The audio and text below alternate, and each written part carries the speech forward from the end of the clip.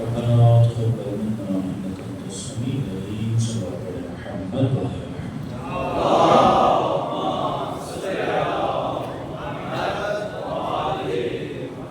بسم الله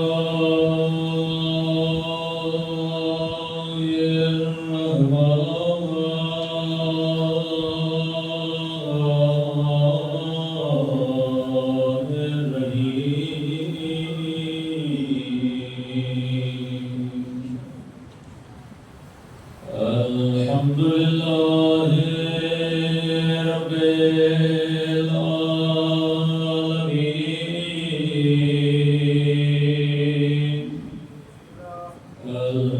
الحمد لله كما هو أهله.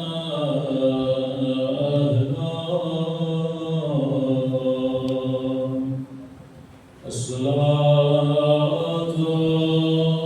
والسلام على سيد المرسلين وخاتم النبيين أبي القاسم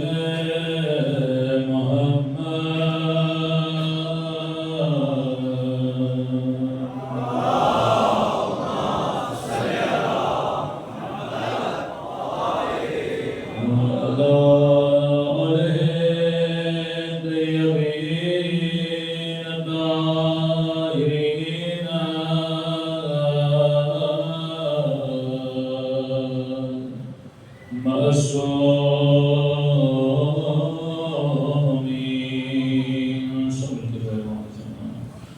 اللهم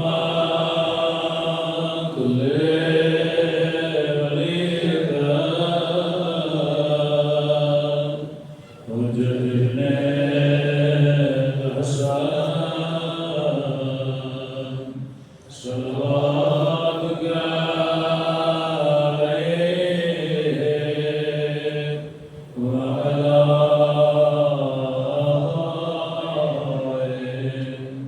في هذه الساعة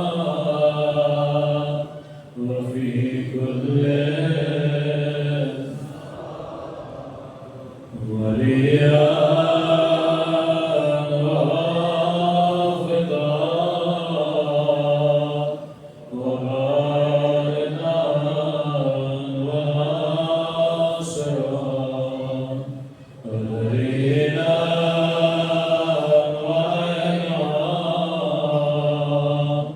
حتى تسكنهم رفقاتهم وتمتعهم فيها طويلا برحمتك يا أرحم الراحمين.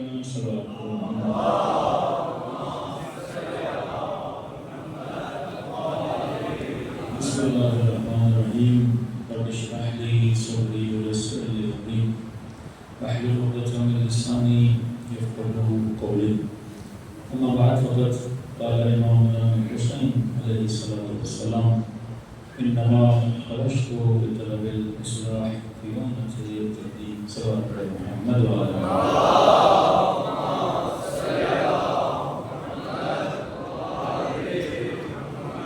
دعا ہے پروردگار عالم ہم سب کی عبادتوں کو اپنی بارگاہ میں قبول فرمائے اور جو مقصد زندگی مقصد عبادت لے کر اس اصغر شہزادے مولا پہ تشریف لاتے ہیں. خدا ان تمام مقاصد میں بھی ہم سب کو کامیابیاں کامرانی نصیب فرما دے.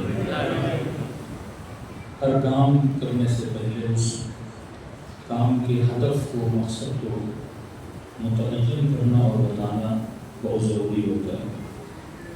کیونکہ جب آپ کے سامنے اہداف ہوتے ہیں تو پھر آپ کی مومنٹ آپ کے اندر جذبہ بھی بہت زیادہ ہوتا ہے.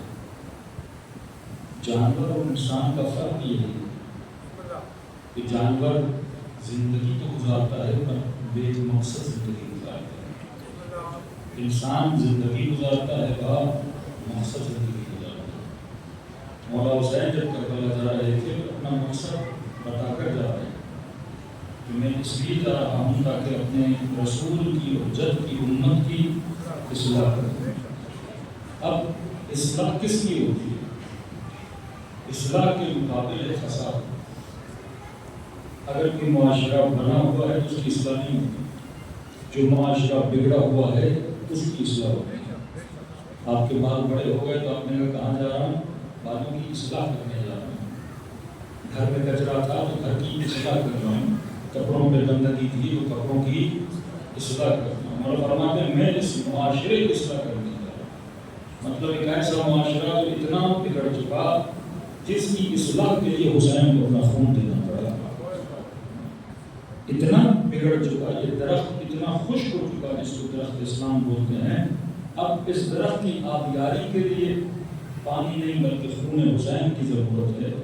شاید سوئے ہوئے زمین پہ آ جائیں, شاید سوئے ہوئے لوگوں کے اندر غیرت جاگ جائے کہ دیکھیں معاشرہ کتنا بگڑ چکا, یہ معاشرہ قاتل نواسے رسول بنا. تبھی کہتے ہیں کہ مجلس شیعہ کرتے ہیں تو مجلس کا مقصد کیا ہے؟ مقصد مجلس کیا ہے کہ سوئے ہوئے ضمیروں کو بیدار کرایا جائے, سوئے ہوئے لوگوں کو اٹھایا جائے. اگر یہ کانوں میں آواز آئے حسین حسین تو بیدار تو ہوں. کس حسین کی بات ہو رہی ہے؟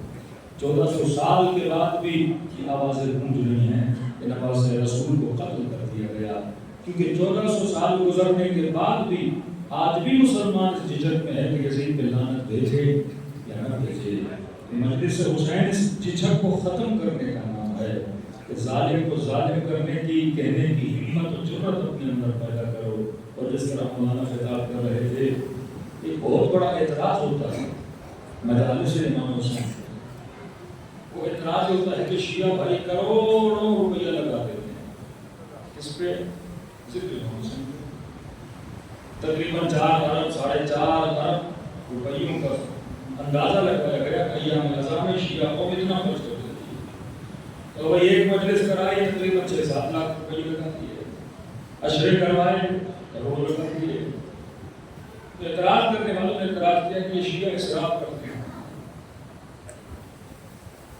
بھائی مجلس میں آتے ہیں کیا سننے جاتے ہیں؟ کہ سنایا جاتا ہے کہ 1400 سال پہلے امام حسین کہ کیا کرتے ہیں؟ بولتے ہیں امام حسین.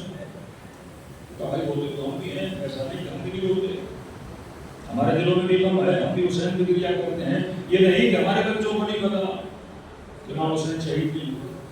لیکن ایک مجلس پہ اتنا خرچہ کرنا, عاشورہ امام حسین پہ اتنا پیسہ لگانا, اس سے اچھا نہیں تھا شیعہ کو ہاسپٹل بنا دیتے, یتیموں کی اسکول بنا دیتے, 4 غریبوں کی شادی کرا دیتے, 4 بھوکھوں کو کھانا کھلا دیتے. دیکھیے کچھ باتیں سننے میں بہت اچھی لگتی. یہ تو ہم بھی بول سکتے ہیں کہ یہاں حج آتے ہیں تو اتنے بکرے کیوں کاٹتے؟ جناب نے ایک بیل خریدا 25 لاکھ کا, 30 لاکھ کا, 60 لاکھ کا. جانوروں کو کاٹنے سے اچھا نہیں تھا کہ انسان 4 غریبوں کی مدد کرتے, 4 یتیموں کی مدد کرتے. کہ ہر بندہ جو حج پہ جا رہا ہے اس کے واجب قربانی کرنا. اب کہا کہ تھوڑے سے ہاتھ پہ زخم آ گیا تو اتنے بکرے, اس کا یہ کفارہ, اس کا وہ کفارہ. کفارے میں اچھا نہیں تھا 4 یتیم کو پا لیتے. اتنے بکروں کو کاٹنے کی ضرورت جاتی, کروڑوں روپئے بکروں اور بیلوں اور اونٹوں پہ لگا دیتے ہو. اچھا نہیں تھا کہ یہ پیسہ کسی یتیم خانے پہ لگ جاتا, کسی غریب پہ لگ جاتا, 4 غریبوں کی شادی ہو جاتی. اچھا ایسے چھوڑ دیتے ہیں کہ ایسی پاکستان میں سینما گھر نہیں ہے, ایک سینما میں 1 کروڑ روپیہ ہماری 1.5 ارب روپیہ لگایا کہ ہم 3D سینما بنا رہے ہیں، نسلیں آئیں گی سینما میں فلمیں دیکھیں گی، اس پر کسی نے اعتراض نہیں کیا کہ سینما گھر پہ اتنا خرچہ کیوں کیا جا رہا ہے۔ اسی اسلام آباد میں کتنے کنسرٹ کروائے جاتے ہیں جس میں سنگروں کو بلایا جاتا ہے، نسلیں فیملی شرکت کرنے جاتی ہیں، پیسے کروڑوں روپے، ایک سنگر 1 کروڑ لیتا ہے 1 گھنٹے کا، اسے نسلیں سنی جاتی ہیں، اس پر کوئی اعتراض نہیں کرتا۔ اعتراض ہے سارا حسین کے ذکر ہوتے۔ اب کیونکہ امیر المومنین فرماتے نا ہم اپنا مقتدی، اگر کوئی تم پر اعتراض کرے تو جواب کس سے دیا کرو؟ دلیل سے دیا کرو۔ بات بڑی پیاری ہے، یتیم پروری کرنا، غریبوں کے لیے گھر بنانا، ہاسپٹل بنانا، یہ ساری چیزیں ہو جاتی ہیں، بلڈنگز بن جاتی ہیں، لیکن سوال یہ ہے ان بلڈنگوں میں جاتا کون ہے؟ انسان جاتا ہے۔ تو بلڈنگ میں انسان کو بھیجنے سے پہلے انسان کو انسان بنانا بہت ضروری ہے۔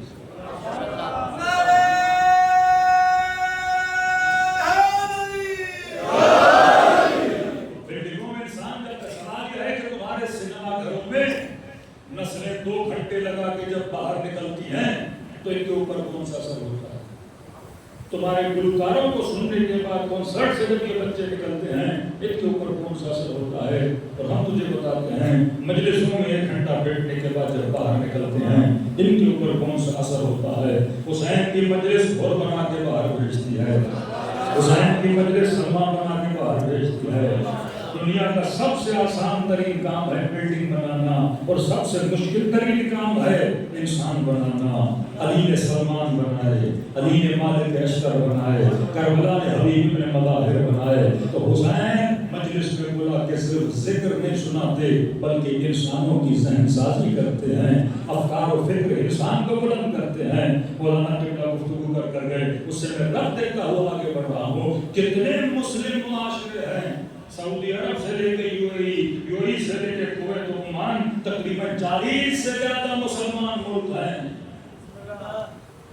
چند سماجوں کو آپس میں کمپیئر کریں، سماج کہتے ہیں معاشرہ، ایک مسلم معاشرہ جس معاشرے میں نماز ہے، روزہ ہے، حج ہے، زکوٰۃ ہے، اللہ کا ذکر ہے، دبئی جائیں گے اذان کی آواز سنائی دے گی، مسجدوں میں مسلمان نماز پڑھنے آئیں گے، سعودی عرب جاؤ گے حاجی حج کر رہے ہوں گے، عمرے کرنے والے عمرہ کر رہے ہوں گے، مسجد الحرام سے لے کے مسجد النبی تک نمازی پڑھ رہے ہوں گے۔ اب نماز پڑھنے والے شیعہ بھی ہیں، غیر شیعہ بھی ہیں، پاکستان کا معاشرہ بھی مسلم معاشرہ، لیکن سوال یہ ہے کہ سارے مسلم معاشرے نمازیں پڑھ رہے تھے، روزے رکھ رہے تھے، حج کر رہے تھے، سب کچھ کرنے کے بعد بھی ان کے اندر ہمت پیدا نہیں ہو رہی تھی کہ وقت ظالم کے مقابلے میں کھڑے ہو جائیں۔ اب سوال یہ ہے جو کھڑے ہوئے ان کے پاس کیا تھا اور جو نہ ہوئے ان کے پاس کیا تھا؟ دونوں سماج مسلم سماج ہے، وہ چاہے ایرانی سماج ہو ایک مسلم سماج ہے، وہ چاہے یو اے کا سماج ہو مسلم سماج ہے، دونوں معاشرے مسلم ہے۔ نماز یہاں بھی ہے، نماز وہاں بھی ہے، روزہ یہاں بھی ہے، روزہ وہاں بھی ہے، حج یہ بھی کرتے ہیں، حج وہ بھی کرتے ہیں، عمرے کے لیے یہ بھی جاتے ہیں، عمرے کے لیے وہ بھی جاتے ہیں، لیکن ایک فرق ہے دونوں معاشروں میں، ایک معاشرے میں سب کچھ تھا اور حسین کا ذکر نہیں تھا، یہاں سب کچھ بھی تھا اور ذکر حسین بھی تھا۔ یہ ذکر حسین ہے جو بچوں کو بہادر بناتا ہے، یہ ذکر حسین ہے جو وقت یزید کے سامنے ڈٹنے کا حوصلہ دیتا ہے، یہ ذکر ابا عبداللہ حسین ہے کہ ماں جب گودوں میں بچوں کو لے کر آتی ہے یہ درس دیتی ہے کہ اصغر تھا 6 مہینے کا پر اکبر سے آگے نکل گیا۔ یہ ذکر کربلا ہے جو بتاتا ہے قاسم 13 سال کا تھا لیکن کہا چچا الموت لی احلی من العسل، موت میرے لیے شہد سے زیادہ میٹھی ہے۔ جس کے پاس کربلا ہے اس نے وقت یزید کا مقابلہ کرنا سیکھا ہے، اور جس کے پاس کربلا نہیں تھی ان کے پاس سب کچھ تھا پر بہادر نسلیں نہیں تھیں۔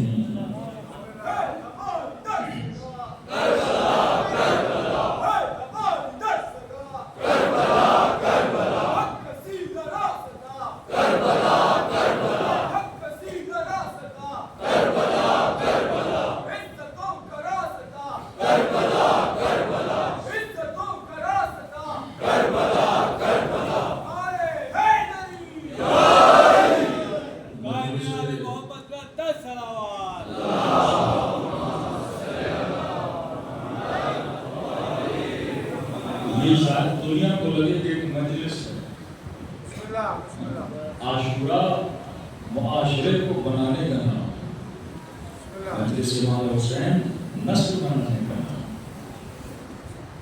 بعض لوگ کہتے ہیں مولانا ایک میزائل لگا اتنی بلڈنگس گرانا کمال نہیں ہے کہ آپ نے اسرائیل کی 10 بلڈنگ گرا، اس کے بعد اتنا پیسہ پورا اسرائیل گرا تو دوبارہ کھڑا کر دیا۔ بلڈنگس امریکنس کے لیے، یورپینس کے لیے، اسرائیلینس کے لیے بنانا کوئی بڑی بات نہیں ہے۔ یہ جنگ بلڈنگس کی جنگ نہیں ہے، یہ جنگ فکر ہے۔ دو آئیڈیالوجیز کی آپس میں کیا ہے؟ جنگ ہے۔ کہ ظالم ایک بھرم بناتا ہے، سوال ہے کہ اس کے بھرم کو توڑ کر ہو۔ کسی مسلمان کے وہم و خواب و خیال میں بھی نہیں تھا کہ بھائی ہم اسرائیل سے لڑنے کی جرت نہیں کر سکتے ہیں۔ اس جرت کا نام حیدر ہے، اس جرت کا نام حسین بن علی ہے۔ اب ہمیں یہ جرت کہاں سے ملتی ہے؟ یہاں بچپن سے آتے ہیں نا، سنتے ہیں جرت تو بھائی 72 تھے، کتنے کے مقابلے میں کھڑے ہو گئے؟ اب یہ کون سی سوچ ہے جو انسان کو اتنے بھاری بھرکم لشکر کے سامنے کھڑا کر دیتی ہے؟ یہ آئیڈیالوجی ہے نا۔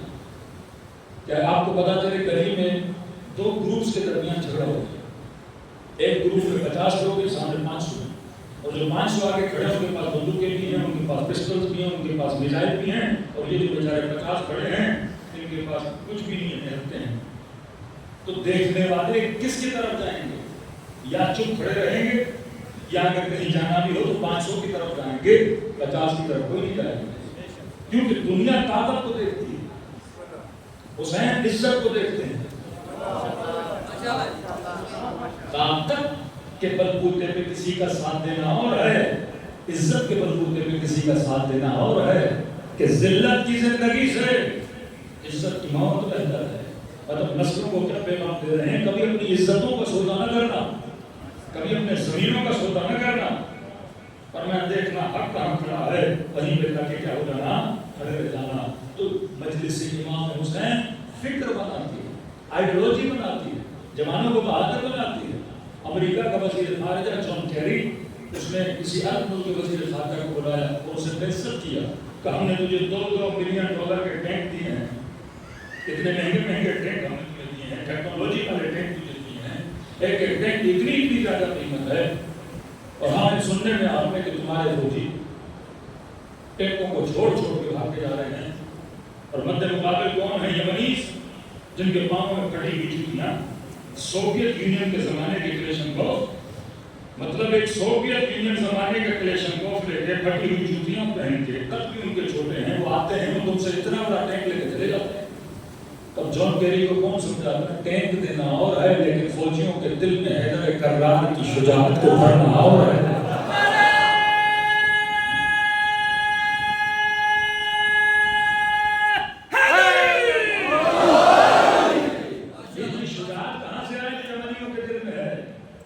یمنی چاہے 4 امامی ہوں، لیکن 2 امام تو ہیں ان کے پاس، ایک کا نام علی ہے، دوسرے کا نام حسین ہے۔ آئیڈیالوجی ان کے پاس مل گئی نا، ideology of Shujaat, ideology of شہادت، آئیڈیالوجی آف صبر، یہ سب کچھ ان کے پاس ہے۔ تو جن قوموں کے پاس حسین ہے، جن قوموں کے پاس علی ہے، وہ قومیں شجاع ہوتی ہیں۔ اور یہ ساری آئیڈیالوجی، یہ پیغام کہاں سے ملتا ہے؟ فرش ازا ہے امام حسین علیہ السلام سے۔ اور مجلس امام حسین فکر بناتی ہے، یہ نہیں کہ 1 گھنٹہ انسان آیا، نیاز کھایا اور چلا گیا، یہاں سے نسلیں بنتی ہیں۔ مسئلہ امام حسین سے کیا ہے؟ مسئلہ جلوس سے کیا ہے؟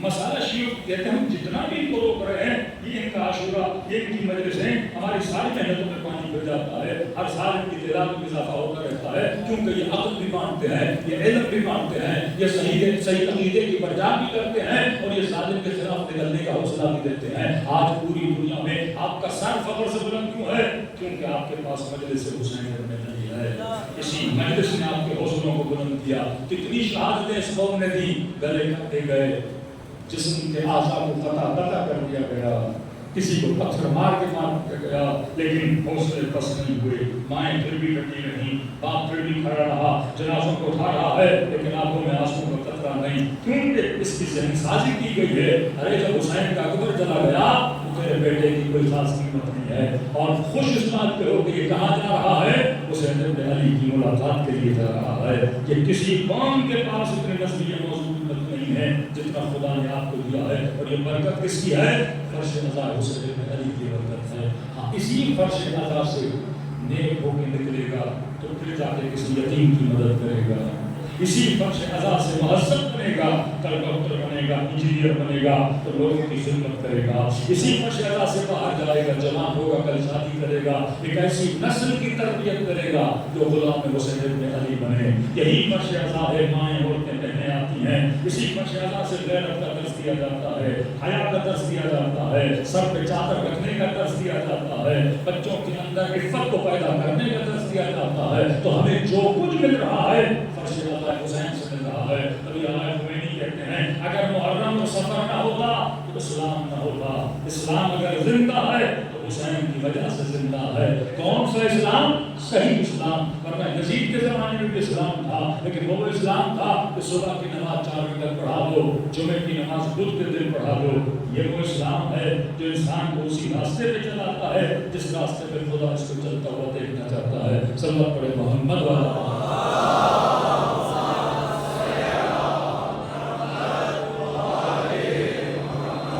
یہ آسان بات نہیں، میں نے کہا 70 لوگ ایک طرف، 30,000 کا لشکر ایک طرف۔ یہ سوچ ہے کہ اپنی کم تعداد کو نہ دیکھو اور دشمن کے بھاری بھرکم تعداد کو بھی نہ دیکھو، بھروسہ کس پر کرو؟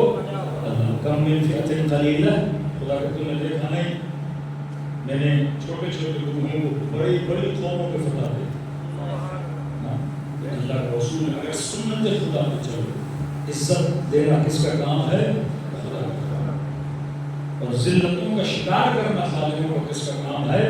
اللہ کا کام۔ حسین ابن علی کربلا میں ہے، کس کی ذات پہ بھروسہ ہے؟ اللہ کی ذات۔ اب دیکھو مولا جب مکے سے آ رہے ہیں کربلا، اکابر مدینہ اور مکہ، مطلب غلام نے عبداللہ بن عمر، عبداللہ بن زبیر، خود جناب سیدہ زینب کے شوہر، خود جناب ابن عباس، محمد بن حنفیہ، بہت بڑے بڑے لوگ امام حسین کے پاس آتے ہیں۔ نبی کی سوچ ہے جناب علیہ السلام، فکر دیکھیں، سب کے حسین کہتے مارے جائیں گے، یزید قاتل کر دے گا، ہر بندہ آپ کو یہ کہہ رہا ہے۔ جناب زینب کے شوہر نے امانامہ دیا، ابھی آپ کے لیے امانامہ کی اگر آپ دھیان رکھتے ہیں آپ کو کوئی ہاتھ نہیں دیتا۔ امام حسین نے سب کا بڑی شکریہ ادا کیا، جناب زینب کے شوہر کا شکریہ ادا کیا کہ آپ نے محنت کی، آپ نے زحمت کی، میری امانامہ دیا۔ جتنے دوسرے لوگ تھے سب کا شکریہ ادا کیا کہ تم سب کو حسین کی فکر ہے کہ مارا جاؤں گا، تم سب کا شکریہ۔ لیکن ایک بات سن لو حسین کی، تمہاری فکر میں اور حسین کی فکر میں فرق ہے۔ تم مجھے روک رہے ہو اپنی فکر کی وجہ سے، اور میں آگے بڑھ رہا ہوں اپنی فکر کی وجہ سے۔ تمہاری فکر یہ ہے کہ حسین میں جاؤ، مارے جاؤ گے، ہر بندہ مجھے آ رہا ہے اور موت سے ڈر رہا ہے، حسین یہ موت کا راستہ ہے، حسین یہ موت کا راستہ ہے، حسین بیٹے مارے جائیں گے، حسین بچے مارے جائیں گے، تم سب مجھے موت سے ڈرا رہے ہو۔ امام حسین کے جملے ہیں، فرمایا میرا نظریہ اور ہے موت کے لیے، تمہارا نظریہ اور ہے موت کے لیے۔ کہ مولا آپ کا نظریہ موت کے لیے کیا ہے؟ فرمایا حسین کے لیے موت ایسی ہے جیسے عورت کے گلے میں ہار ہوتا ہے۔ تو عورت جب ہار پہنتی ہے تو خوشی خوشی پہنتی ہے، بلکہ جان بوجھ کے پہنتی ہے، کیونکہ اسے سنگار سمجھتی ہے، کوئی زینت سمجھتی ہے، کسی فنکشن میں جائے گی، کسی شادی میں جائے گی تو ہار پہن کر جائے گی۔ مولا فرماتے ہیں ہم اہل بیت کے لیے موت ایسے ہے جیسے کسی لڑکی کے گلے میں ہار ہوتا ہے۔ تو فرمایا موت حسین کے لیے زینت ہے، کھانا نہیں ہے۔ موت تو ہمارا حسن ہے کہ اللہ کی راہ میں مارے جائیں، یہ حسن ہے اہل بیت علیہ الصلوۃ والسلام۔ دوسرا امام نے فرمایا اگر موت آ گئی تو ہوگا کیا؟ فرمایا یعقوب ایک یوسف کو دیکھنے کے لیے ترستا تھا، اور اتنے سالوں کے بعد جب یوسف ملا تو آنکھوں میں بیماری آ گئی کہ یعقوب کو ایک یوسف ملا تھا، حسین جب دنیا سے جائیں گے تو سارے نبی حسین کے استقبال کے لیے کھڑے ہوتے ہیں۔ تو کہا یعقوب کو ایک تو دے کر خوشی ملی تھی، مجھے کتنی خوشی ملے گی جب جاؤں گا ملیں گے۔ تیسری چیز فرمایا جس راہ پہ جا رہا ہوں اگر اس راہ پہ بلا ہے، مصیبت ہے، اللہ کے بشر صابرین، صبر کرنے والے کو بشارت دو، میں حسین کیا کروں گا؟ صبر کروں گا۔ چوتھی چیز فرمایا اگر کوئی میرے ساتھ آنا چاہتا ہے آئے میرے ساتھ، لیکن ایک شرط ہے، وہ چیز اگر اس کے اندر ہے وہ حسین کے ساتھ چلے محجتے۔ فرمایا اگر میرے ساتھ آنا چاہتے ہو تو اپنی جانوں کو ہتھیلیوں پر رکھ کے آنا پڑے گا، کیونکہ یہ راستہ شہادت کا راستہ ہے۔ انسان سب سے زیادہ جس چیز کے لیے فکر مند ہوتا ہے اس کی زندگی ہے۔ حسین کہتے ہیں زندگیوں کو ہتھیلی پر رکھ کر آؤ، حسین کے ساتھ چل سکتے ہو۔ ایک وہاں پہ شخص دوڑا ہوا آیا کہ مولا حسین میں آپ کا ساتھ دینا چاہتا ہوں۔ کہا فرمایا کس طرح؟ چلو گے میرے ساتھ؟ نہیں چلوں گا تو نہیں، لیکن اپنا گھوڑا آپ کو دینے کے لیے تیار ہوں، پیسے دینے کے لیے تیار ہو۔ اور فرماتے ہیں مجھے نہ تمہارے گھوڑوں کی ضرورت ہے نہ تمہارے مال و دولت کی ضرورت ہے، اگر راہ حسین پہ چلنا ہے تو اپنی زندگیوں کو ہتھیلیوں پر رکھ کر چلو۔ اگر یہ شجاعت تمہارے اندر پیدا ہو گئی، اگر جان کا نذرانہ دینے کی ہمت پیدا ہے تو تم اس راستے پہ چل سکتے ہو، ورنہ راہ حسین پہ چلنا بڑا مشکل ہے۔ کربلا موت کا نام ہے، کون سی موت؟ وَلَا تَحْسَبَنَّ الَّذِينَ قُتِلُوا فِي سَبِيلِ اللَّهِ أَمْوَاتًا بَلْ أَحْيَاءٌ، وہ لوگ جو اللہ کی راہ میں اپنی جان کو دیتے ہیں یہ نہ سمجھنا وہ مر گئے، بلکہ وہ زندہ ہیں، جاویداں ہیں، وہ رزق بھی پا رہے ہیں، وہ تمہیں دیکھ بھی رہے ہیں۔ تو ہم موت کو فنا نہیں سمجھتے، ہم موت کو بقا سمجھتے ہیں، ہم موت کو محبوب کی ملاقات سمجھتے ہیں، ہم موت کو عاشقوں کی راہ سمجھتے ہیں۔ تو جو بھی سماج میں مجلس امام حسین کراتا ہے وہ نسلیں بزدل نہیں بنتی، بلکہ حسین کا ذکر نسلوں کو بہادر بناتا ہے۔ صلی اللہ علیہ محمد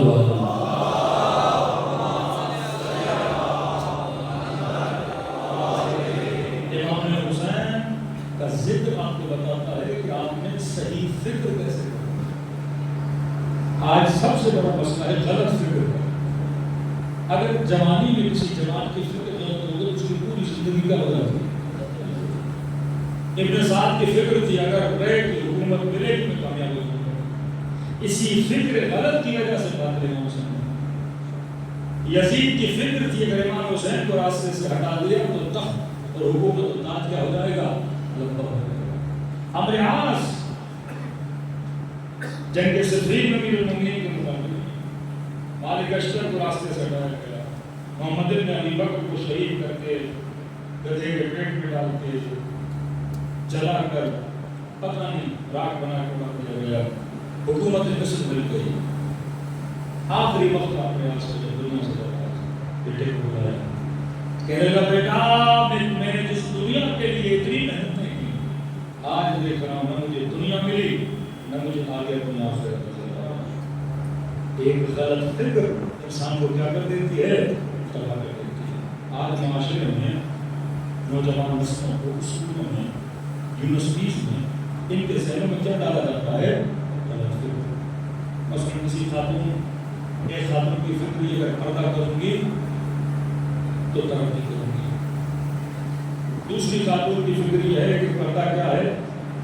ترقی سے روکتا ہے، مجھے محدود کر دیتا ہے۔ آج کل بچے کے مولانا کے حجاب کرے تھی، جابس نہیں ملتی، نوکریاں نہیں ملتی، تو پردہ ہمیں کیا کر دیتا ہے؟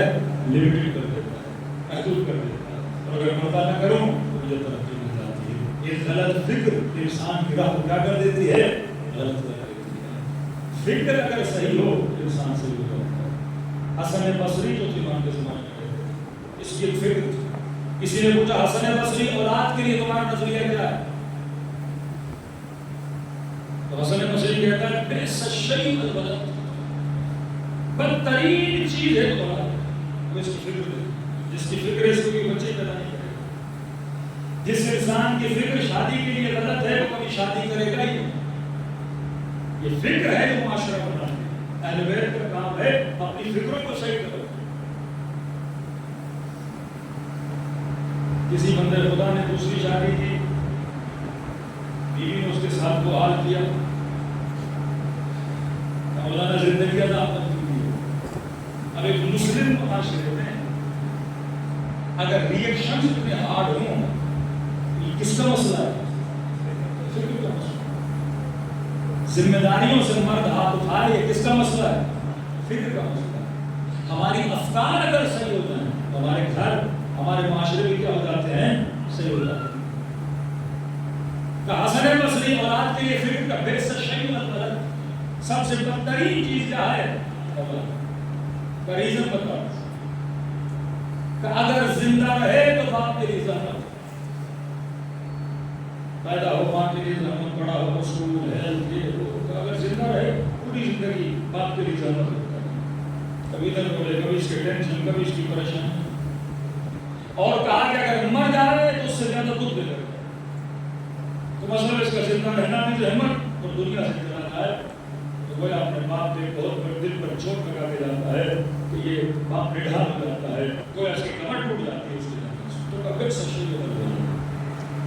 یہی ہمارا چوتھے ماں کے پاس ہے، مولا آپ کی فکر کیا ہے؟ اولاد تو زمین و آسمان فکر کا فرق ہے، اگر فکر غلط آ گئی تو زندگی کیا ہو جاتی ہے؟ غلط ہو جاتی ہے۔ چوتھے امام سے کہا مولا آپ کی فکر کیا ہے اولاد کی؟ فرمایا نعم الشیء الغلط، اس نے کہا بئس الشیء، مولا فرمایا نعم الشیء، بہترین چیز ہے اولاد۔ کا مولا ریزن آپ بھی دیجیے، اس نے ریزن دیا، ہو تو زحمت، چاہے تو دکھ و تکلیف۔ امام فرماتے ہیں اولاد بہترین چیز کا مولا کیوں کہ اگر ہو تو قرۃ اعین، آنکھوں کی ٹھنڈک ہے، بچے کو دیکھو تو آنکھوں کی کیا ہے؟ ٹھنڈک ہے۔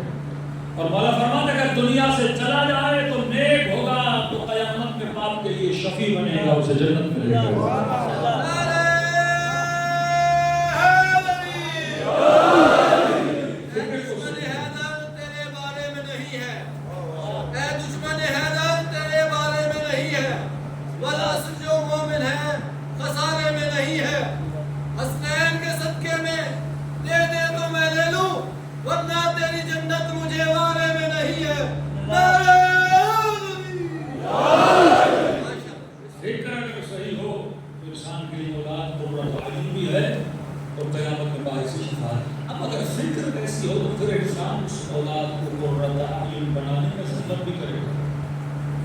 پھر کہے گا یہ قیامت میری شفاعت کرے گا، اس بچے کی ایسی تربیت بھی کرے گا۔ لیکن جس کا بچہ یزید جیسا ہو وہ تو شفاعت تو نہیں، وہ بہت ساری دنیا میں بھی ذلیل کرے گا باپ کو، آخرت میں تو پتہ نہیں کتنا ذلیل کرے گا۔ لیکن جس کی نسلیں حسن و حسین جیسی، جس کی نسلیں علی اکبر جیسی، جس کے بچے قاسم جیسے ہو، تو فکر اگر صحیح ہو تو زندگی میں انسان کی راہ و روش بھی کیا ہو جاتی ہے؟ صحیح ہو جاتی ہے۔ آج بچوں کی فکر کو بگاڑا جا رہا ہے، آج جوانوں کی فکر کو بگاڑا جا رہا ہے، حجاب محدودیت بتاتا ہے، آج معاشرے میں حجاب کی کمی، بے حیائی بڑھتی جا رہی ہے۔ تو بھائی اگر حلال روزی کی تلاش میں جاؤ گے تو فقیر رہ جاؤ گے، حرام کے پیچھے جاؤ گے تو معاملہ سے یہ چاہے فکر ہے نا جو معاشرے میں ڈالی جاتی ہے۔ ہاں اگر بگڑے ہوئے معاشرے اس میں اپنی حکمتیں ہوتی ہیں، سروائیول بالکل مشکل ہے تو وہ الگ چیز ہے کہ ہم کچھ چیزوں کو اپنانا پڑتا ہے، لیکن غلط فکر ہم نے اپنے وجود کے اندر ڈالنی نہیں۔ ایک چھوٹی سی مثال دوں جس کو آپ محسوس بھی کریں۔ دیکھیے آج ہر بچے کے ذہن میں فکر ہے، امریکہ کیا ہے؟ سپر فکر ہے، نظریہ ہے، ایک ملک ہے وہ سپر پاور ہے۔ ٹرانسلیشن آف سپر پاور کیا ہے؟ سپر سب سے بڑا، پاور طاقتور، سب سے زیادہ طاقتور ترین ملک اگر دنیا میں ہے تو کہتے ہیں کیا ہے؟ امریکہ ہے۔ اب بچپن سے آپ کی فکر بنی وہ پورے مڈل ایسٹ میں، پورے مسلمانوں میں ہر جگہ یہ فکر بنائی گئی کہ بھائی سپر پاور ہے، مطلب اس کے بعد جہاز بھی بہت ہیں، فوجیں بہت ہیں، پیسہ بہت ہے، طاقت بہت ہے۔ اب اس فکر کو پھر ڈیولپ کیا جاتا ہے، پہلے نظریہ تھیوری، اب تھیوری کو پریکٹیکل کیسے کیا جائے گا؟ کسی غریب ملک میں حملہ کیا جائے گا، اس عراق چھیتر میں عراق کو نابود کر دیا جائے گا۔ فکر ڈیولپ کی بھائی بڑا خطرناک ہے، بم گراتا ہے، ملکوں کیا کر دیتا ہے، ہیروشیما میں ایٹم بم پھینکے گا، بھائی ایک ایٹم بم نے پہلے میں 60,000 لوگوں کو مار دیا، دوسرے میں 95,000 کو 120,000 لوگوں کو مار دیا۔ اب فکر بنی بھائی اس کے مقابلے میں کون ہے جو ایک ایٹم بم پھینکے گا اور کیا کرے گا؟ سب کو مار دے گا۔ فکر کیا ہو رہی ہے؟ ڈیولپ ہو رہی ہے۔ اب جب جنگوں کا زمانہ نہیں رہا تو پھر اپنی فلموں کے ذریعے سے، ہالی ووڈ کے ذریعے سے اپنے اس طرح کے فوجی دکھاتے ہیں کہ ایک بندہ جاتا ہے مثلا افغانستان میں داخل ہوتا ہے، ایک بندہ سارے طالبان کو مار مار کے پھر واپس جہاز میں چڑھ کے چلا جاتا ہے۔ جیسے انڈیا آج کل مووی بناتا ہے تو پاکستان میں کچھ بھی آتے ہیں سب کو مار کے پھر اب فلم بنانا کون سی بڑی بات ہے، لیکن اس فلم سے جب بچے دیکھتے ہیں تو کیا بنتی ہے، فکر بنتی ہے. اپنے ایجنٹس کو اتنا مضبوط دکھانا، اپنی ایجنسیز کو اتنا زیادہ مضبوط دکھانا فلموں کے ذریعے سے، تو کیا بنائی جاتی ہے، فکر کو. اب ایک پوری جنریشن ان کی فلمیں دیکھتی ہے، more than 20 years, more than 25 years ان کی فلمیں چلتی ہیں، ٹرانسلیٹ ہوتی ہیں، ملکوں میں آتی ہیں. تو کیا ڈیولپ ہو رہا ہے فکر. اب یہ بچہ جب اس فکر سے بڑا ہو اور اس بچے کو پتا ہو کہ اگر کوئی میرے ملک پہ حملہ کرے گا، فکر پہلے سے بنی ہوئی ہے میں اس کا مقابلہ نہیں کر سکتا، تو پہلے سے میں کیا کر دوں گا، سرنڈر کر دوں گا، جناب میں تم سے لڑنے کی طاقت نہیں رکھتا. تو دشمن ایک آئیڈیالوجی بناتا ہے کہ میں سپر پاور ہوں، تم میرے مقابلے میں نہیں آ سکتے، تم میرے ساتھ نہیں لڑ سکتے. ایک فکر حسین بناتے ہیں کہ سپر پاور کچھ نہیں ہوتا، سب سے بڑا سپر پاور کون ہے، پروردگار عالم ہے. لا واشرف الوجود الا اللہ. اب اس کا مطلب یہ نہیں اللہ بڑا ہے تو محنت نہ کرو، زحمت نہ کرو، ڈیزائن بنانے پڑتے ہیں، پیٹرن بنانے پڑتے ہیں، فوجوں کو تیار کرنا پڑتا ہے. لیکن کبھی بھی اپنی نسلوں کے اندر خوف کا بیج نہ بو کہ دشمن اتنا طاقتور ہے کہ اس کے مقابلے میں نہیں جا سکتے. اگر یہ سوچ ڈیولپ ہو گئی تمہارے اوپر کبھی بھی آ کر غلبہ کر سکتے ہیں، اور تم کبھی بھی تمہاری نسلیں اس سے لڑنے کی ہمت اپنے اندر پیدا نہیں کر سکتی. اب اسی پر سے اللہ سے کئی بار سنتے ہیں جنگ خندق، جنگ خیبر. اسی خیبر میں مقتول آیا اور للکار کے کہنے لگا کہ محمد ہے کوئی بہادر، بھیج میرے کو. اور رسول بار بار کہتے من لحاظ القلب، من لحاظ القلب. بڑے سخت جملے ہیں رسول کی، کبھی آپ نے سنیں کہ زندگی مصطفیٰ میں سخت جملے فرمایا کون ہے جو اس کتے کا منہ بند کرے، للکار کون ہے جو اس کتے کا منہ بند کرے، متکبر مغرور رسالت کو للکار رہا ہے، مذاق اڑا رہا ہے کوئی بہادر، بھیج تو صحیح تمہارے لشکر میں کون ہے جو میرا مقابلہ کرے. یہ مشہور تھا پورے مکے میں، یہ مشہور تھا اہل مدینہ میں، اس سے بڑا کوئی بہادر نہیں، اس سے بڑا کوئی پہلوان نہیں، اس نے بڑے بڑوں کو بچھاڑا ہے کہ جس بھی میدان جنگ میں گیا ہے کبھی ہار کے واپس نہیں آیا. اب رسول کہتے ہیں کون ہے جو مقابلے میں گیا. اب جو بیٹھے ہوئے تھے ان کی فکر بنی ہوئی تھی بچپن سے. اب مسلمان دوبارہ تو بنے نا، جب کافر تھے مشرک تھے تو بچپن سے فکر بنی ہوئی تھی بھائی یہ بڑا بہادر ہے. بچوں کو دکھاتے تھے اسے دیکھ یہ بڑا پہلوان ہے، اسے دیکھ کے بڑا پہلوان ہے. اب کوئی بیچارہ اٹھنا چاہتا بھی تھا، پیچھے سے کہتا تھا نہیں جانا. یہ اٹھنی کا بچہ اٹھا لیتا ہے، یہ دل میں پورا بکرا کھا جاتا ہے، یہ تو اس کے پائیں آپ کا کھیلے پٹک کے تمہیں پھینک دے گا. پھر وہ بیچارے ڈر کے بیٹھ جاتے تھے. نبی پکارتے رہے کون ہے، مسلمان ڈرتے رہے اس کے مقابلے میں کون جائے. تو اس وقت بھی سب سے بڑے ظالم، سب سے بڑے کافر، سب سے بڑے بدبخت کے مقابلے میں اگر کوئی اٹھا تو حیدر کرار تھا.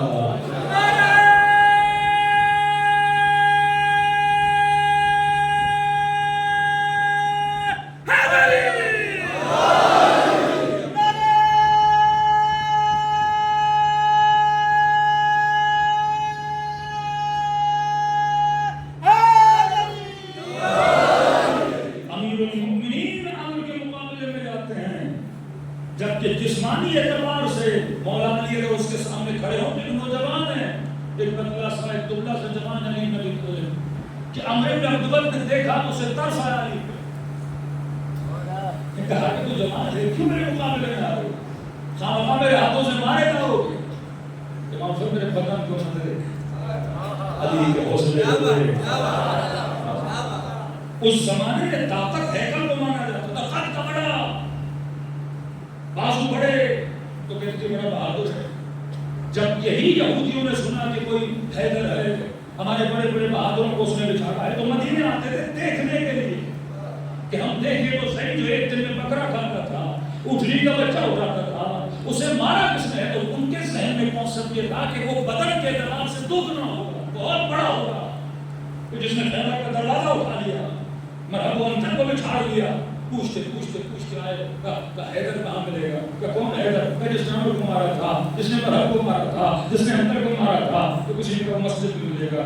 تو پھر یہودی مسجد کے کنارے پہ آیا. امیر المومنین کی عادت تھی نماز کے بعد مسجد کے کنارے جو دروازہ تھا زمین پہ بیٹھ جاتے تھے، بچوں سے کھیلتے تھے، یتیم پروری کرتے تھے، فقیروں کے ساتھ بیٹھ جاتے تھے. تو لوگ کہتے تھے زیادہ مٹی پہ بیٹھا کرتے ہیں. تو کس لیے اشارہ کیا؟ وہ جو مسجد کے دروازے کے کنارے چھوٹے بچوں کے ساتھ بیٹھے ہوئے ہیں وہی حیدر ہے. کہتے آگے بڑھا دیکھا اپنے رفقا کے ساتھ بیٹھ کے مولا علی تھوڑا کھانا کھا رہے ہیں. اب کیا دیکھا؟ سوکھی ہوئی چوکی روٹی ہے, ابلے ہوئے کدو ہیں, پانی میں ڈبو رہے ہیں اور کھا رہے ہیں. کہتے سب سے کم کر دیکھا. میں نے کہا میں نے تو سوچا تھا کوئی بھاری بھرکم بدن والا بندہ ہوگا جس نے عمر کو بچھاڑا, جس نے مذہب کو بچھاڑا. تو میں تو دیکھ رہا ہوں, مجھے یقین نہیں آتا اس بدن نے اس بدن کو بچھاڑا ہے. تو مولا فرماتے ہیں علی نے بدن کی طاقت سے نہیں روح کی طاقت سے بچھاڑا.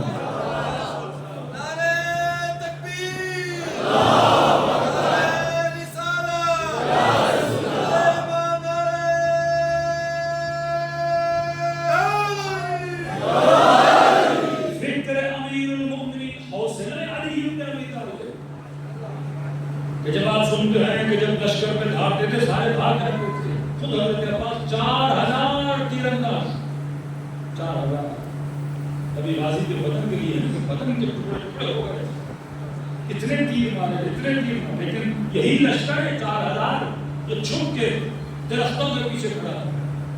کہتے جب غازی عباس اٹیکنگ پوزیشن میں آتے تھے سارے بھاگ جاتے تھے. اب ہو سکتا ہے کوئی جوان کے ذہن میں آئے کوئی ایک بندہ 4000 کیوں بھاگتے تھے؟ اگر 4000 کے 4000 آتے حضرت عباس کو پکڑ لیتے گھیر لیتے تو یقیناً 4000 کی طاقت ایک بندے سے کیا ہے جسمانی ٹماٹر. لیکن بھاگتے کیوں تھے؟ اس کی مثال ہے غازی کو کہتے ہیں مظفر عباس. یہ نام کیوں ہے؟ آپ یہاں پہ 500 لوگ بیٹھے ہیں, باہر سے کوئی شیر ایسا ہے بھاگو گے کیوں بھاگو گے؟ حالانکہ 500 شیر کو پکڑ سکتے ہیں, 4 اس کے پاؤں پکڑے, کوئی گردن پکڑے, کوئی شیر. 5 لوگوں کی طاقت اور شیر کیا کر سکتا ہے؟ لیکن آپ بھاگ جاتے کیوں؟ دہشت. اس کی دھاڑ ہی ایسی ہے کہ بندے کا دل کانپنے لگتا ہے. اور 500 جب بیٹھتے ہیں تو سارے 500 یہ نہیں سوچتے کہ ہم اسے پکڑے. ہر بندہ اپنی فکر میں ہوتا ہے کہ آئے گا مجھے کھائے گا. وہ بھاگنا شروع ہو جاتا ہے. کہتے ہیں حضرت عباس کی دھاڑ ہی اتنی بڑی تھی, آنکھوں میں جلال ہی اتنا تھا کہ چاہے 30,000 کا لشکر تھا, جب دیکھتے تھے ہر کسی کو لگتا تھا یہ آئے گا اور مجھے مار کے چلا جائے گا. تو ہر بندہ اپنی سوچتا تھا اور بھاگ کے چلا جاتا تھا. یہ کون سی طاقت, یہ حوصلہ کون سا ہے؟ یہ روحانی حوصلہ ہے, یہ بہادری کا حوصلہ ہے, یہ ہمت و جذبہ ہے. یہ کہاں سے ملتا ہے؟ فرش قضا ہے حسین ابن علی سے ملتا ہے. تو نسلوں نے اگر آئیڈیالوجی بنا دی شروع سے کہ فلاں بندہ بہت طاقتور ہے, تو نسلیں کبھی بھی اس سے لڑنے کی نہ ہمت کرے گی. آپ بش کی کتاب پڑھ لیں 9/11 کے بعد کہتا میں نے جنرل مشرف کو فون لگایا, ٹکٹ دے دو ورنہ تمہارا کام تمہارا. تو کہتے میں نے ایسے دھمکی ماری کہ دیکھوں آگے سے وہ مجھے کیا بولتا ہے, کوئی سخت شرائط رکھے گا کوئی یہ. لیکن کہتا مجھے بڑی حیرت ہوئی کہ اس نے چند منٹوں کے بعد فون کی قبض مرکے دینے کے لیے جانا ہے. جب آپ کے اندر بہادری نہ ہو تو آپ ساری چیزیں دینے کے لیے کیا ہو جاتے ہو؟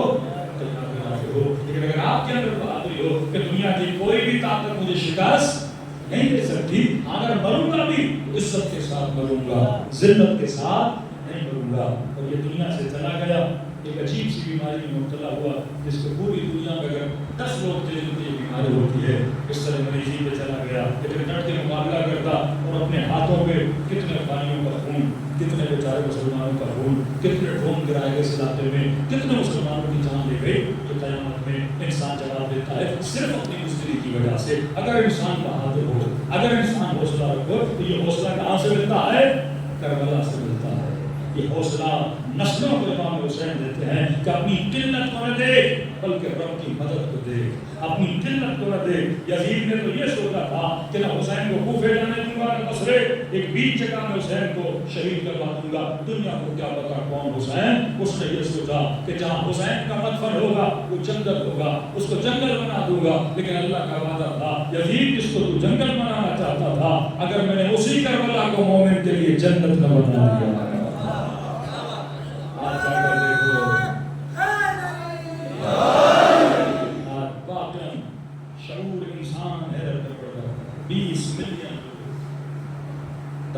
crowded place on the earth جہاں سب سے زیادہ لوگ جمع ہوتے ہیں وہ آج قبر ابا عبداللہ کیونکہ عزت کے ساتھ زندگی. مال دولت عہدے، آج کتنے لوگ ہیں جو ظالموں کو یاد کرتے ہیں، لیکن اگر آپ کو کوئی پائلٹ بہادری سے لگتا ہے دنیا یاد کرتی ہے۔ قدیر خان کو ہر قوم کا بچہ کیا کرتا ہے؟ بہادر تھا، وہ سائنسدان ہو، انجینئر ہو، کوئی فوجی ہو، کوئی پائلٹ ہو، جب آپ بہادری میں مر بھی جاتے ہو لیکن نسلیں آپ کو کیا کرتی ہیں؟ یاد کرتی ہیں۔ اس دنوں کو کوئی یاد نہیں کرتا، چند دن کی زندگی بچا دو گے لیکن مرنے کے بعد تمہارے کردار کو چہرے پہ تف ہوتا رہے گا، لیکن اگر بہادری کے ساتھ زندہ رہو گے دنیا سے چلے تو جاؤ گے، زندگی شاید کم ہو جائے لیکن نسلیں تجھے کیا کرتی ہیں؟ یاد کرتی ہیں۔ تو ظالم وقت میں تو کامیابی حاصل کر لیتے ہیں ڈنڈے کے زور پر، طاقت کے زور پر، لیکن جب دنیا سے جاتے ہیں تو لوگوں کی بھی لعنتیں لے کر جاتے ہیں، اللہ کی بھی لعنت ان کے ساتھ ہوتی ہیں۔ لیکن بہادر لوگ دنیا میں بھی عزت کماتے ہیں، مرنے کے بعد بھی کیا کماتے ہیں؟ عزت کماتے ہیں۔ حسین عزت کا نام ہے، حسین بہادری کا نام ہے، حسین عقل کا نام ہے، حسین شعور و فکر کا نام ہے، حسین بابصیرت اور عرفان والے لوگوں کا نام ہے۔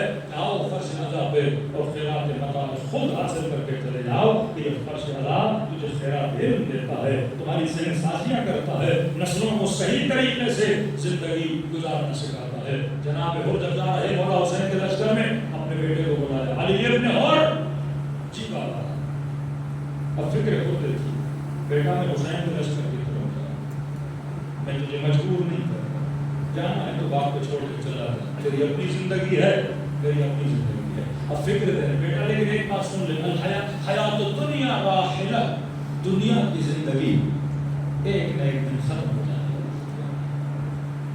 دنیا کے مزے زائلہ، یہ جتنے بھی مزے ہیں دنیا کے، حکومت کا، وہ شہرت کا، وہ عہدے کا، وہ گاڑی کا، وہ پیسے کا، وہ کھانے کا، یہ سارے مزے ایک نہ ایک دن کیا ہو جاتے ہیں؟ زائل ہو جاتے ہیں، ختم ہو جاتے ہیں، لیکن آخرت کی زندگی باقی ہے، وہ ہمیشہ باقی رہے گا۔ مطلب یہاں کا مزہ بھی ختم، یہاں کی زندگی بھی ختم، لیکن جہاں جاؤ گے وہاں نہ زندگی ختم ہوتی ہے نہ مزہ ختم ہوتا ہے۔ تو کب اپنے دماغ سے سوچ کہ تجھے ابدیت چاہیے یا دنیا چاہیے۔ ہمارے ساتھ امام حسین نے بلایا، ہمارے ساتھ شخصیت اس کی بری نہیں تھی۔ آپ جب سنتے ہیں شعر ابن سعد، یہ وہ لوگ ہیں جن کی شاید زندگی میں کوئی نماز قضا ہو، شاید روزہ قضا ہو، حاجی 17 حج کرنے کا حدیث وقت بیان کرنے کا، 30 دن علی کے رکاب میں امیر المؤمنین کے ساتھ لڑ رہا ہے، کون؟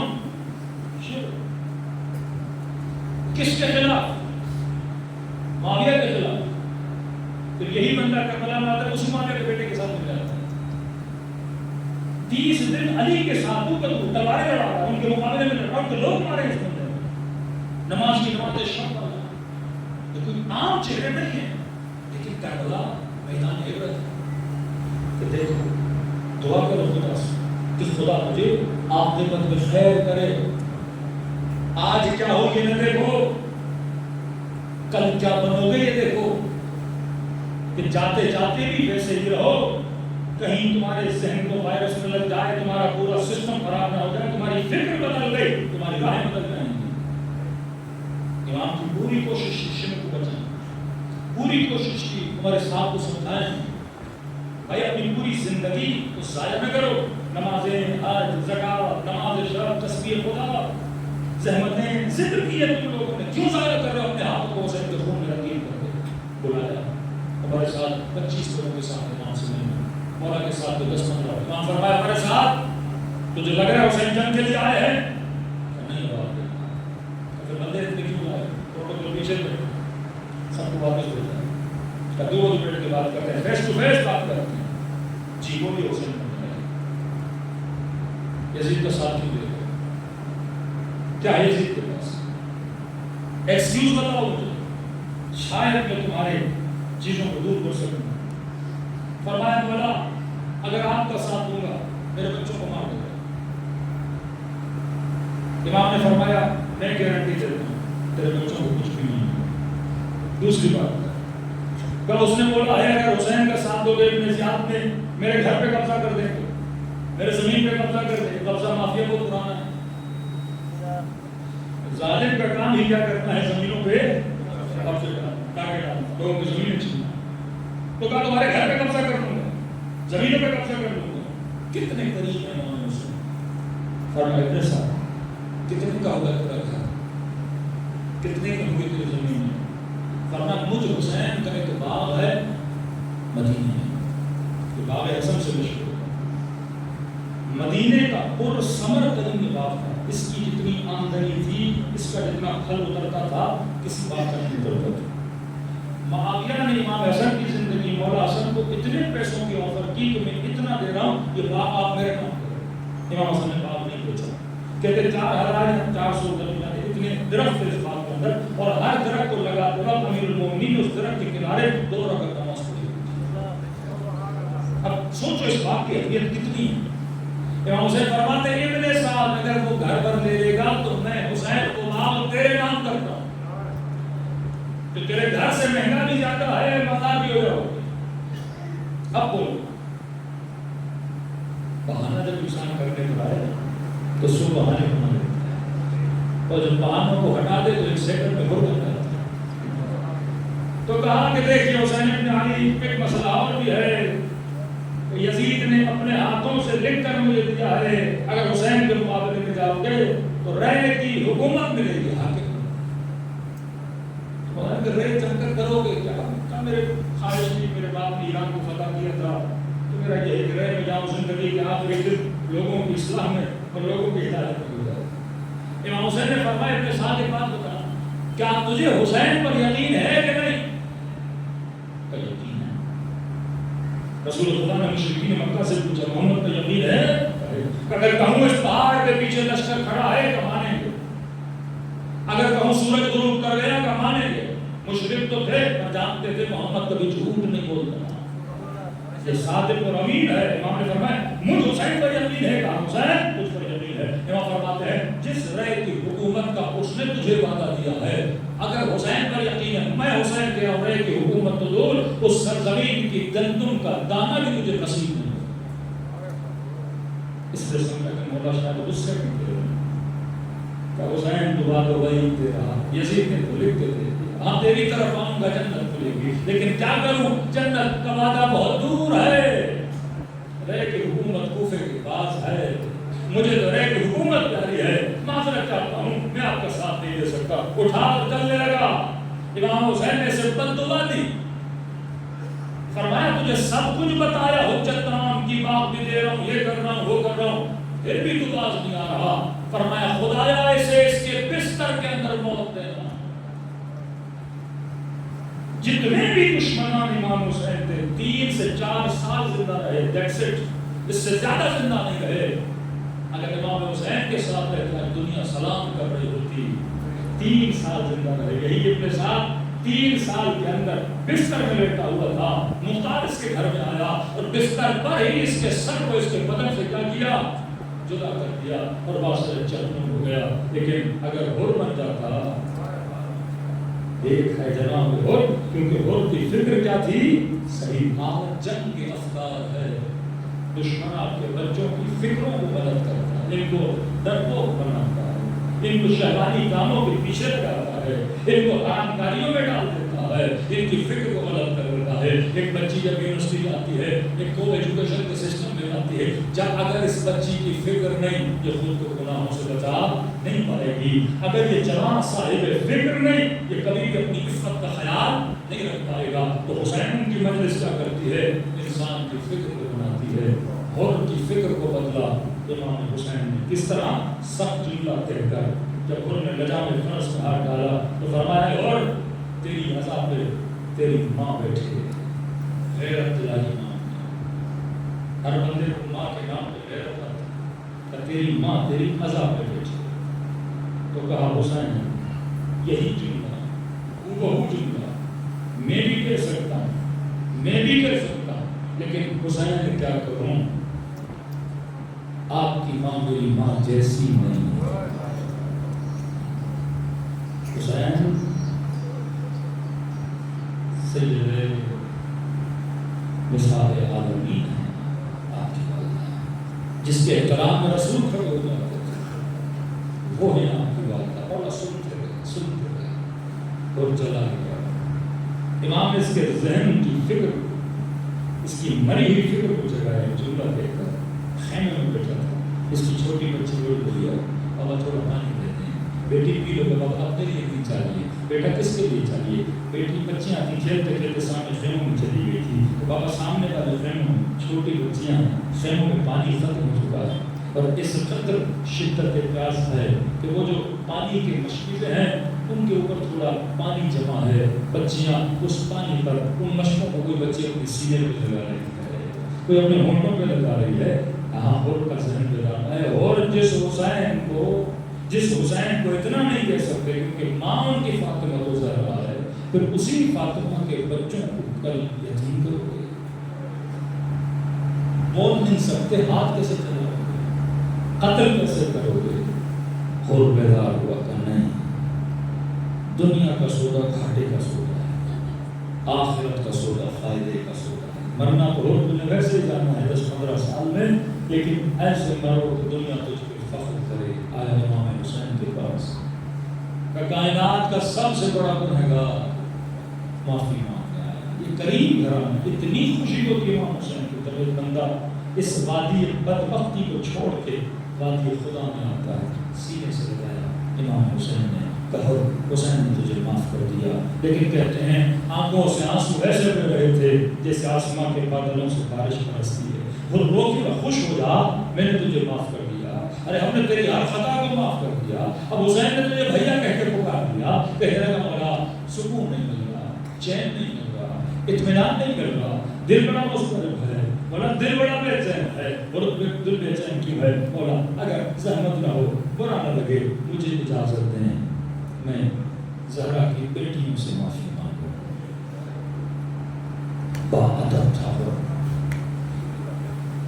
حسین نے کہا، اور جب میں کہہ رہا ہوں میں نے معاف کیا سمجھو میری بہنوں نے بھی معاف کیا، کہ مولا وہ تو صحیح ہے لیکن مجھے چین نہیں مل رہا، چین کیوں نہیں مل رہا مولا، جب آپ کا راستہ روکا تھا تو کچھ اماریوں سے کچھ بیویوں کے رونے کی آواز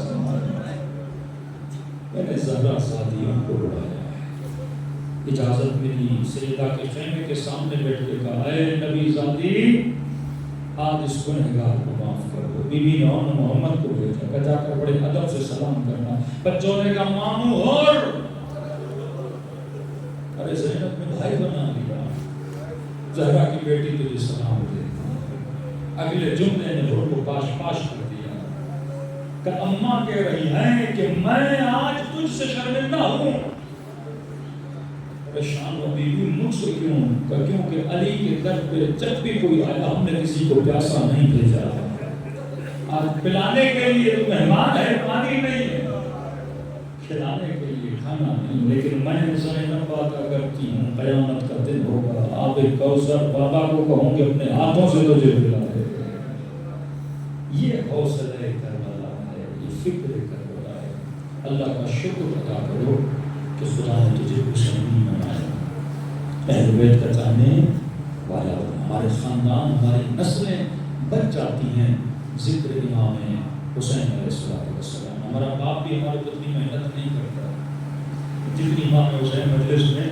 آپ پر محنت کرتے ہیں، آج ہماری نسلوں کو بچا رہے ہیں تو عوام دلّہ، لیکن اتنے مظلوم تھے، اتنے مظلوم تھے، میرے چوتھے امام فرماتے ہیں کثرت سے میرے بابا کو سلام کرو، کہ مولا سلام کتنی تاکید ہوں کیونکہ عاشورہ کے دن میرا بابا ترس گیا تھا،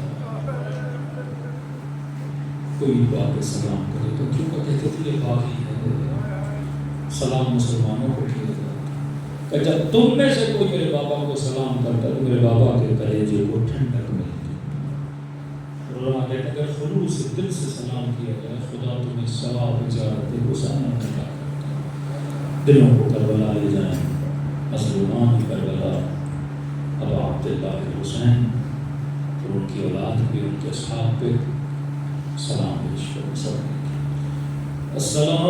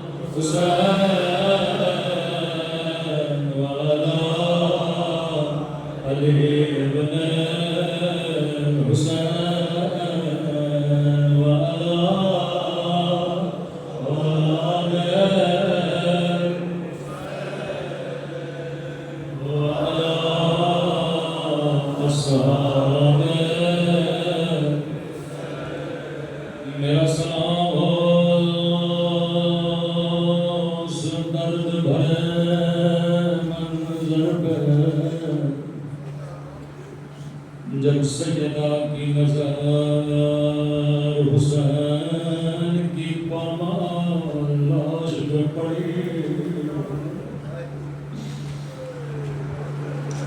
اللہ کسی بہن کو بھائی کا زخمی بدن نہ دکھائے،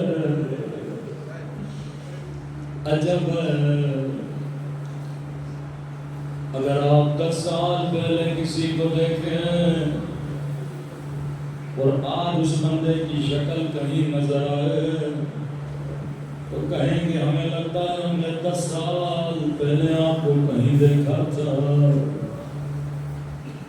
50 سال سیدہ زینب حسین کے سائے میں رہی ہیں، نکاح کی تو شرط رکھی عبداللہ، میری شرط ہے جہاں جہاں حسین جائے گا میں بہن بھی ساتھ جاؤں گی۔ 50 سال ساتھ رہی ہیں، سفر میں ساتھ رہی، لیکن عاشورہ کے دن صرف 4 گھنٹے زینب نے حسین کو نہیں دیکھا۔ راوی کہتا ہے اب جب بدر میں آئی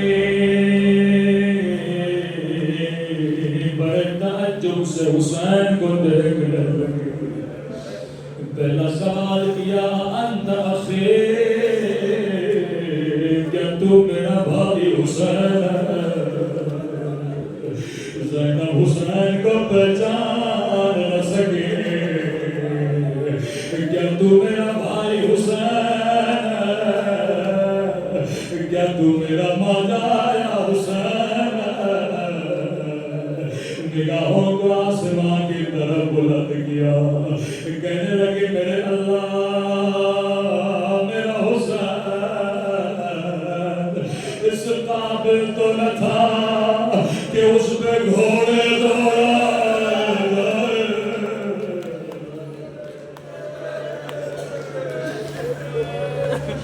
او مدران جگیاں پیش کے بالا تھا، اللہ نے جب بہن برداشت نہ کر سکی، 4 سالہ بچی نے کیسے برداشت کیا؟ خدا کسی بچی کو بابا کا زخمی بدن دکھا ہے۔ روایت کے جملے راوی کہتا ہے 2 شہیدوں کا خیموں سے نکلنا بڑا مشکل تھا، بڑی دیر لگ گئی ان کو خیموں سے نکلتے۔ اب پہلے شہید کا نام ہے علی اکبر،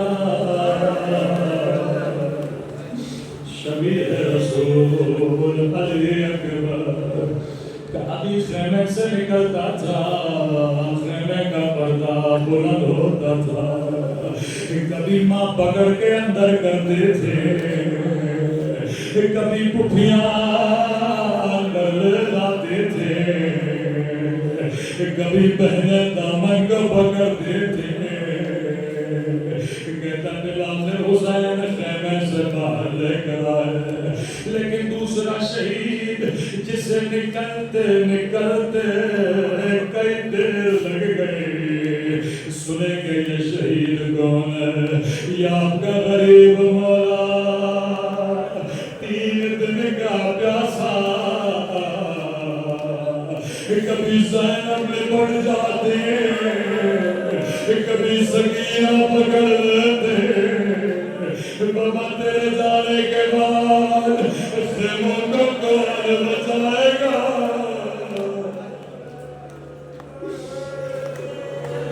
کہتے ہیں بڑی مشکل سے حسین خیمے سے باہر آئے، ذوالجلال پہ سوار ہوئے، کہ جلدی کر مجھے میدان میں لے کر جا، کہیں میری بہنیں پھر سے روک نہ لے۔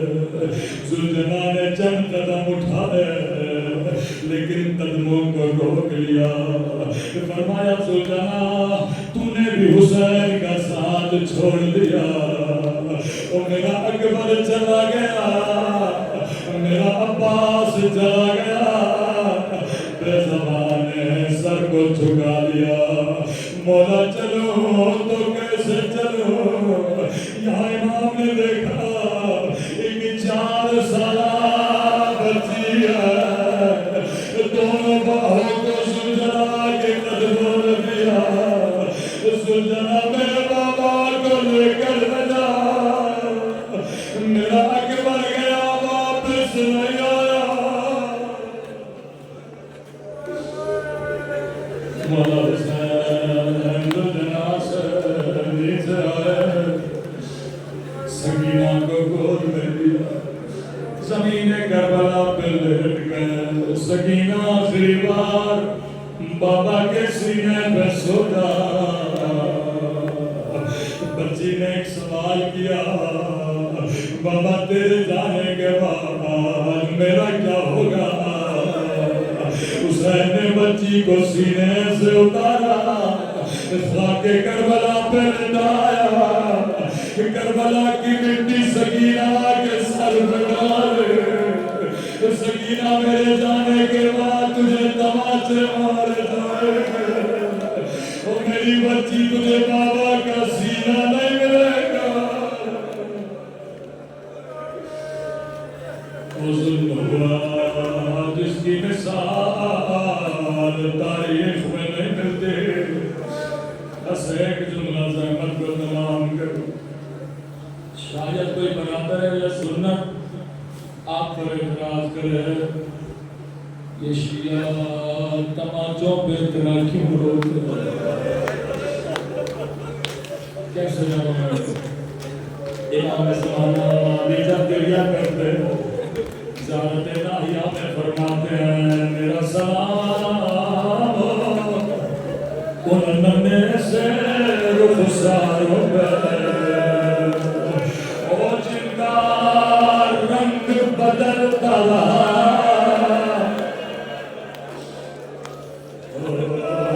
جن کا رنگ بدلتا رہا،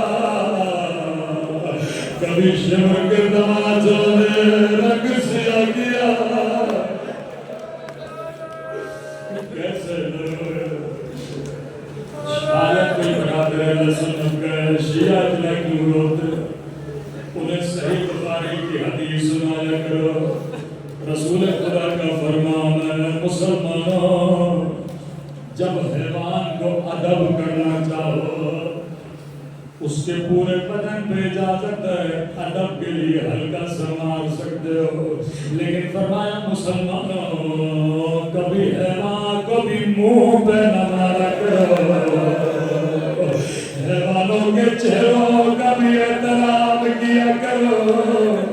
میرے چھوٹے امام فرماتے ہیں زندان شام ہے، بچی کی گود میں بابا کا سر تھا، کہنے لگی میرے غریب وطن بابا، میرے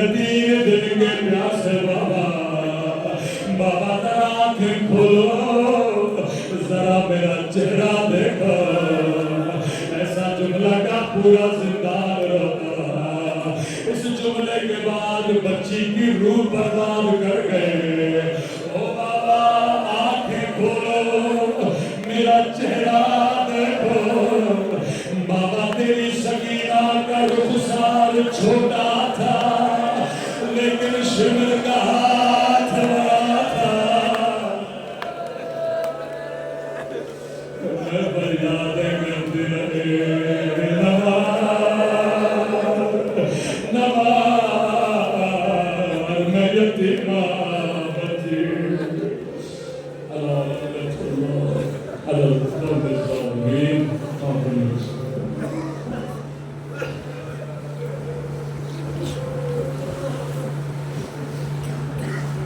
فاطمہ حسین یا حسین یا حسین